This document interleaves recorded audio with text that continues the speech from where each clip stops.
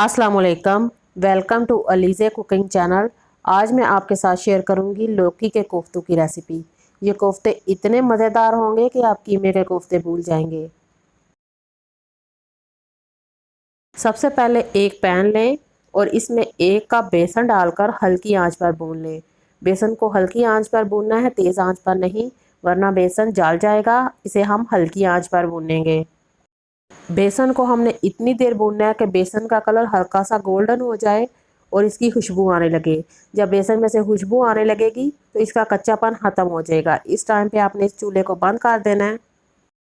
चूल्हे को बंद करने के बाद बेसन को किसी प्लेट में निकालें और इसे ठंडा होने के लिए रख दें।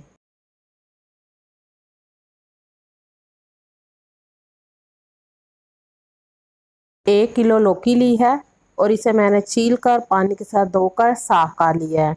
अब इसे कद्दूकश करेंगे तो इसके लिए बारीक वाला कद्दूकश लें और जल्दी जल्दी कद्दूकश करें, क्योंकि इसका कलर चेंज होना शुरू हो जाता है, इसलिए जल्दी करें। लौकी को कद्दूकश कर लिया है। अब इसका एक्स्ट्रा पानी निकाल देंगे। थोड़ी थोड़ी लौकी लेकर हाथ से दबाकर पानी निकाल दें।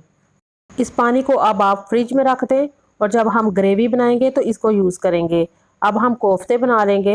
अब इसमें डालें लाल मिर्च का पाउडर 1.5 चाय का चम्मच। लाल मिर्चें आप अपने टेस्ट के हिसाब से कम या ज़्यादा कर सकते हैं। काली मिर्च ½ चाय का चम्मच। कुटी लाल मिर्च 1 चाय का चम्मच। धनिया पाउडर 1 चाय का चम्मच।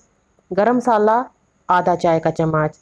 प्याज एक दरमियानी कद्दूकश करके डालें। सब्ज़ मिर्चें 2 बारीक कटी हुई। सब्ज़ धनिया हस्बे ज़रूरत। बेसन 5 खाने के चम्मच डालकर मिक्स करें और अगर ज़रूरत पड़े तो और डाल लें। अब इसे हम अच्छी तरह मिक्स करेंगे।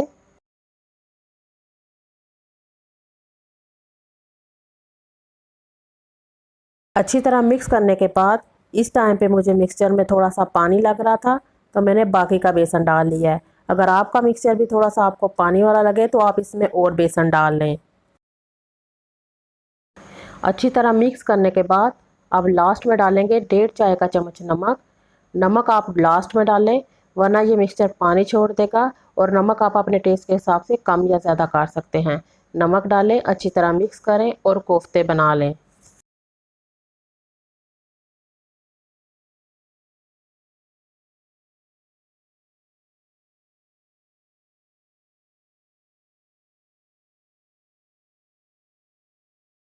कोफ्ते फ्राई करने के लिए हस्बे ज़रूरत कढ़ाई में ऑयल गर्म करें। ऑयल गर्म हो चुका है। अब इसमें कोफ्ते डालकर इन्हें फ्राई करें और लाइट गोल्डन होने पर निकाल लें।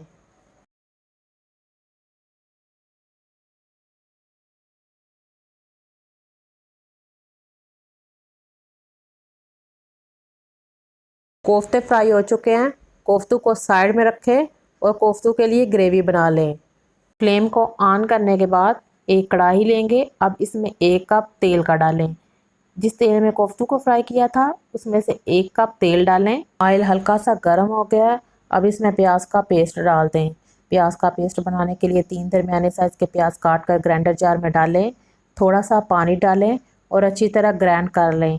अब प्याज के पेस्ट को हमने इतनी देर अच्छी तरह भूनना है कि प्याज का कलर हल्का सा गोल्डन हो जाए।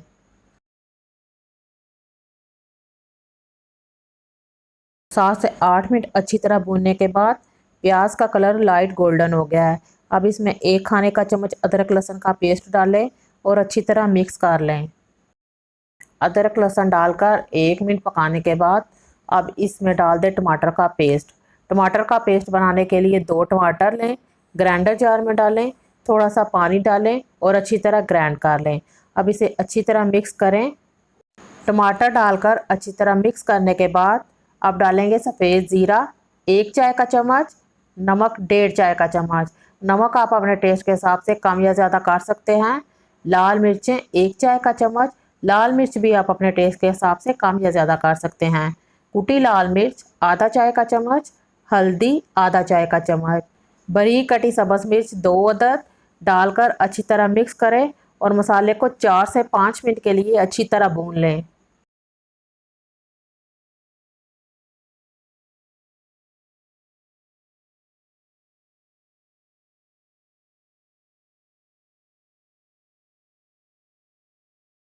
5 मिनट के बाद मसाले ने ऑयल छोड़ दिया है। अब इसमें 1 गिलास पानी डालें और जो लौकी का पानी फ्रिज में रखा था ना वो भी डाल दें। डालकर अच्छी तरह हिलाएं, ढक्कन दें और इसे पकने के लिए रख दें। जब ग्रेवी पकने लगे तो इसे 5 मिनट पकने दें। 5 मिनट के बाद चूल्हे की आंच को हल्का करें, इसमें कोफ्ते डाल दें। कोफ्ते डालने के बाद साथ ही इसमें हस्बे ज़रूरत सब्ज़ धनिया डालें। 1 चाय का चम्मच गरम मसाला पाउडर डालकर हल्का सा मिक्स करें, ढक्कन दे दें और इसे हल्की आंच पर 2 मिनट के लिए दम पर रख दें। 2 मिनट के बाद चूल्हे को बंद कर दें। बहुत ही लाजवाब, मज़ेदार और टेस्टी कोफ्ते बने हैं। आप भी लौकी के इन कोफ्तों की रेसिपी को ट्राई करें और कीमे के कोफ्ते तो आप भूल जाएंगे। आप इस रेसिपी को ट्राई करें, पसंद आए तो लाइक कर देना। अल्लाह हाफिज़।